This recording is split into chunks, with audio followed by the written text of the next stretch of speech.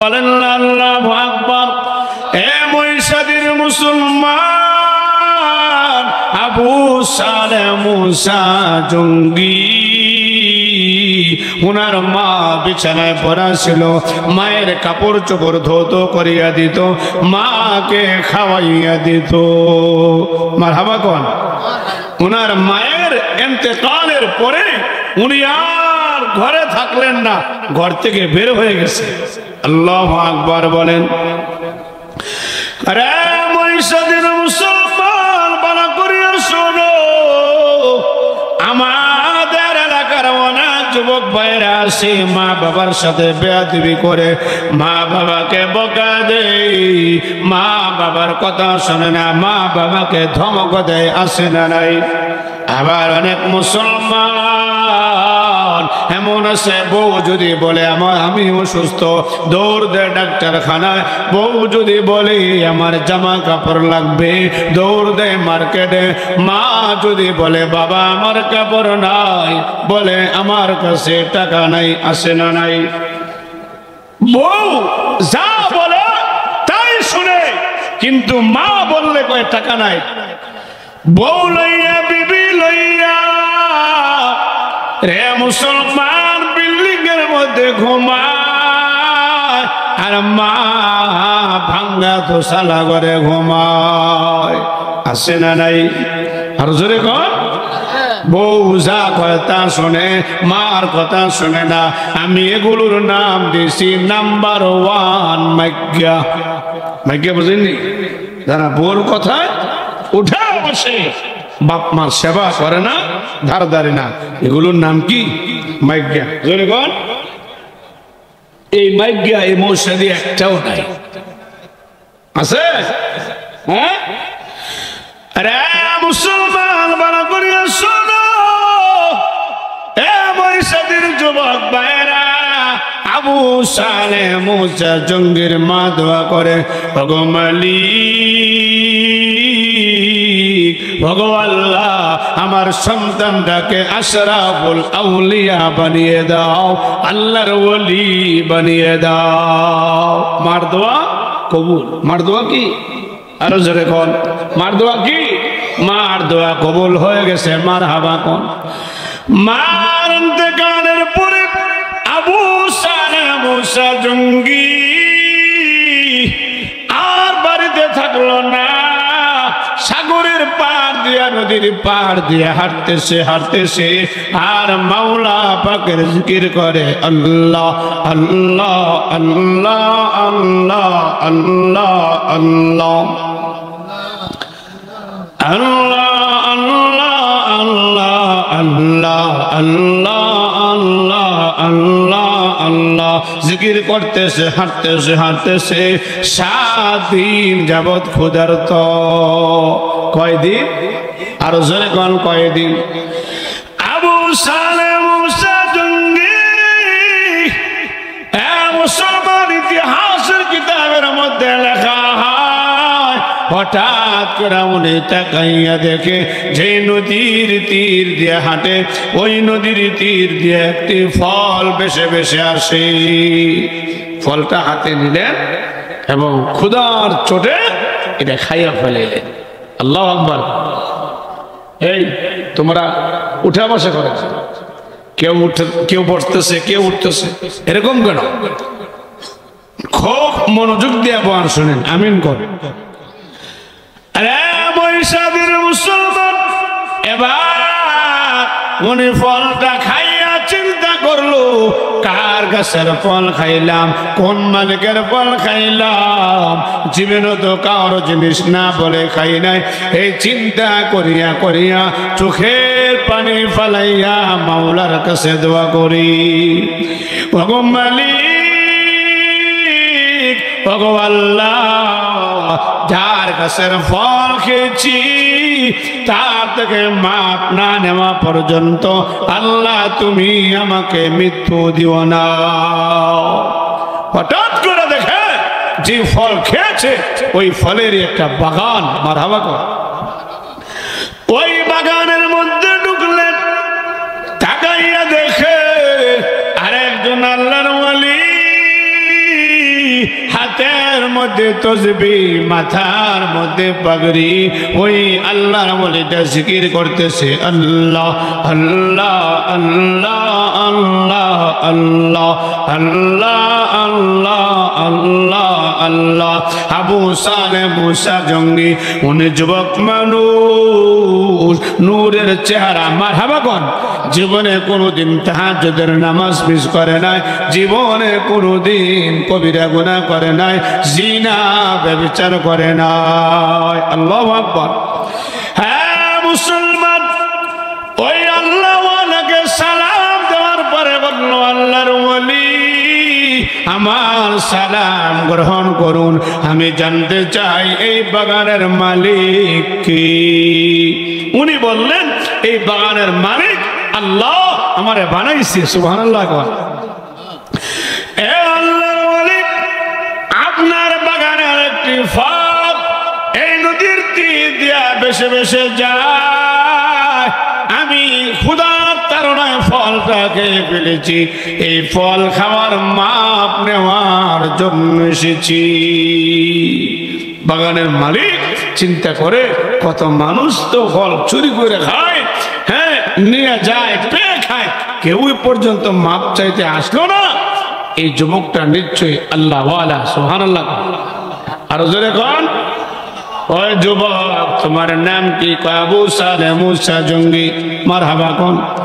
আমাকে অনেক দেশের লোকরা দেখবেন ডাব চুরি করে খায়নি, ঘটনা মনে আসেনি? মনে আছে? আবু সালেহ মুসা জঙ্গি। মারহাবা কোন।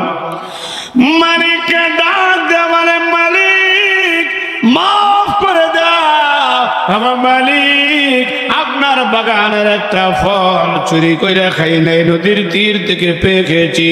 মালিক বলে, কার গাছের ফল তুমি খেয়েছো? কয় আপনার গাছের। কয় মাফ করবো, শর্ত আছে। বাগানের মালিক কয় মাফ করব, তবে শর্ত আছে। শর্ত হলো আমার এই বাগানে 1 বছর কাজ করতে হবে। কয় বছর? আপনি মানবেন এটা? আমি মানব? আবু সালেহ মুসা জঙ্গি ডাক দেয়া বলে, আল্লাহর ওলি একটা ফল নদীর তীর থেকে পেয়েছে, খেয়েছি, 1 বছর কাজ করতে হবে। কয় যা বলেছে তা করো, নয়তো কোনো মাপ নাই। 1 বছর কাজ করছে, মারহাবা, মাফ করে দেন, 1 বছর শেষ। মালিক কথা কয় না। কিতাবের মধ্যে লেখে, হ্যাঁ হেকায়াতুল আউলিয়া নামক কিতাবের মধ্যে ওনার ঘটনা এইভাবেই লেখে, 1 বছর কাজ করার পরে মালিক মাফ করে দেন। এবার মালিক ডাক দেয়া বলে, সময় হয় না, আরো 1 বছর কাজ করতে হবে। সুবহানাল্লাহ। গেল কয় বছর? কয় বছর? এরপরে মালিক ডাক দেয়া বলে, যুবক যদি মাপ দিতে হয় আরো 1 বছর তোমাকে কাজ করতে হবে। 3 বছর গেল না। আমাদের মাপ যদি নিতে হয়, আমার একটা মেয়ে আছে, ওই মেয়েটা কানা চোখে দেখে না, এই মেয়েটা ল্যাংড়া হাঁটতে পারে না, এই মেয়েটার হাত নাই পাও নাই, মেয়েটা বোবা, কথা বলতে পারে না, এই মেয়েটাকে তোমাকে বিবাহ করতে হবে। এইটা যদি করো চিরতরে মা। আল্লাহ ওয়ালাদেরকে আল্লাহ অনেক পরীক্ষা করে, ঠিক না বেঠিক? নবীদেরকে করছে, সাহাবীদেরকে করছে, ঠিক না বেঠিক? এবার যুবক কয়, এইটা বিয়ে করে বিপদ না, পাও নাই, হাত নাই, চোখ নাই, বোবা, আপনি করবেন নি 2 লাখ টাকা দিলে। তবে আমাদের দেশের অনেক লোক আছে টাকা বেশি বলে করতে পারে। এই বাংলাদেশের এমন লোক আছে বেহাইয়ার মতো, নির্লজ্জের মতো, এরা যৌতুকের টাকা আদায় করে খায়। যৌতুক খাওয়া কি হালাল না হারাম? নবীজি মেয়েরা দেখে গিয়া দেখে, 1 শ্রেণীর মানুষ কুত্তার গোশত খায়, শুয়োরের পচা গন্ধা গোশত খায়, তাদের জিহ্বাগুলো 70 গজ লম্বা। নবীজি বললেন, ইয়া জিবরাইল মান হাউলা, এরা কারা? জিবরাইল বললেন, ইয়া রাসূলুল্লাহ, এরা ওই মানুষ যারা যৌতুক খায়। কি খায়? যারা যৌতুক খায়, এরা বেহাইয়া, এরা নির্লজ্জ বেহাইয়া।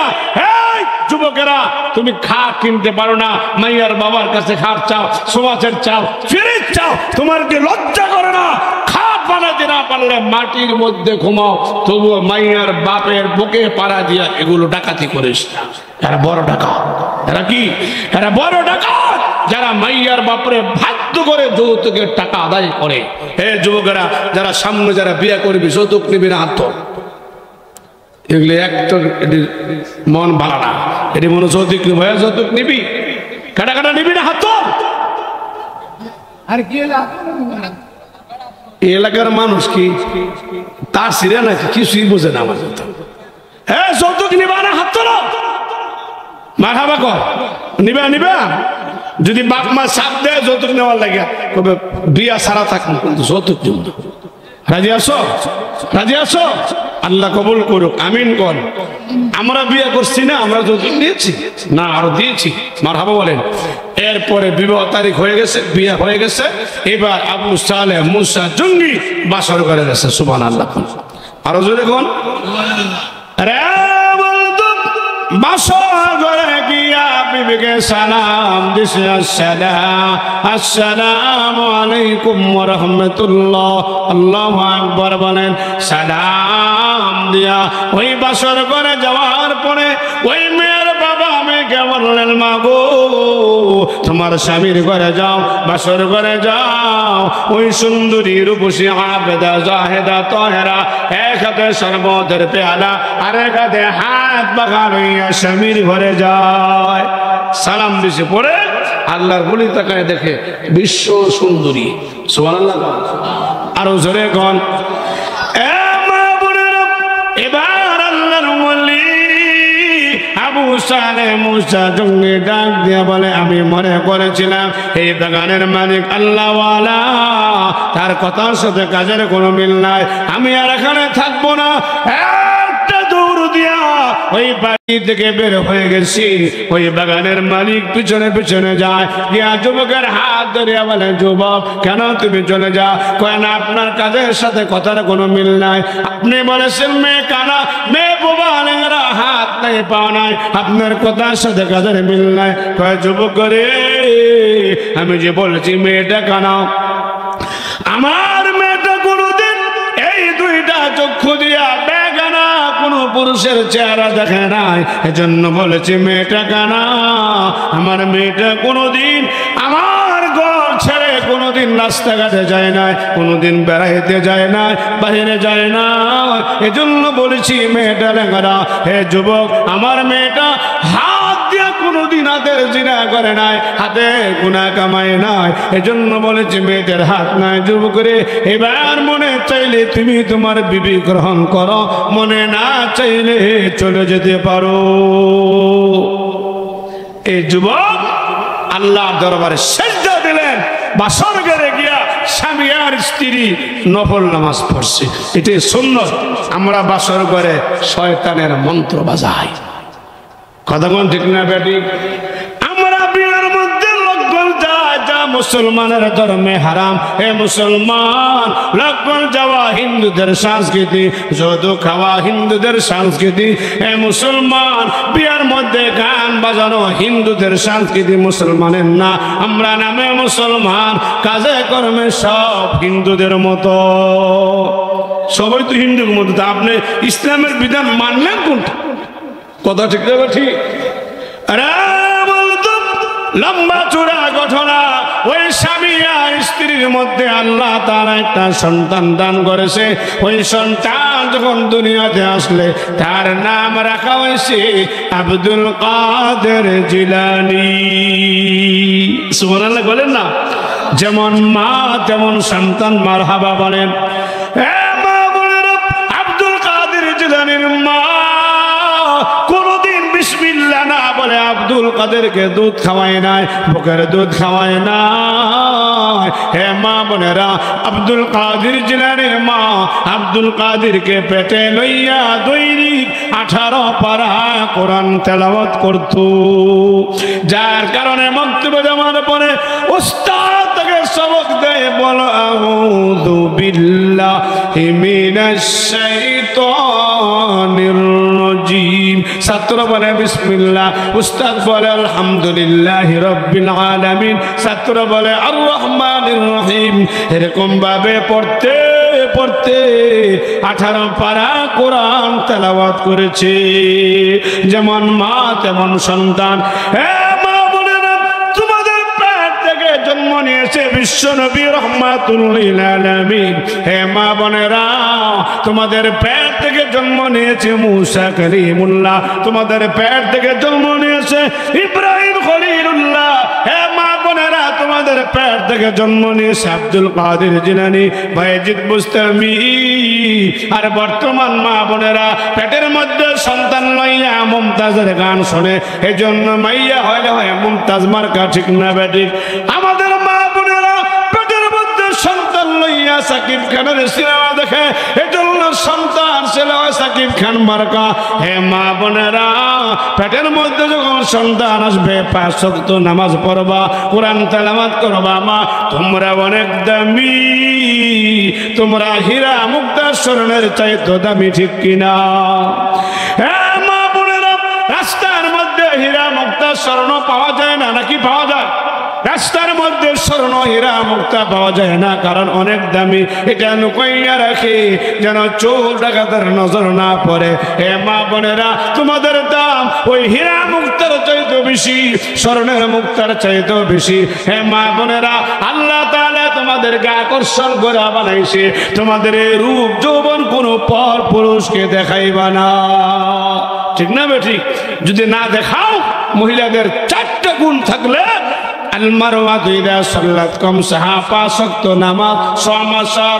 রমজান মাসের রোজা, আহসানাত পর্দা, খাঁটি পর্দা করা, আতওয়াত বালা স্বামীর সেবা করা। এই মায়েরা, এই 4টা গুণ যদি কোনো মায়ের থাকে, জান্নাতের 8টা দরজা তার জন্য খোলা হয়ে যাবে। সুবহানাল্লাহ।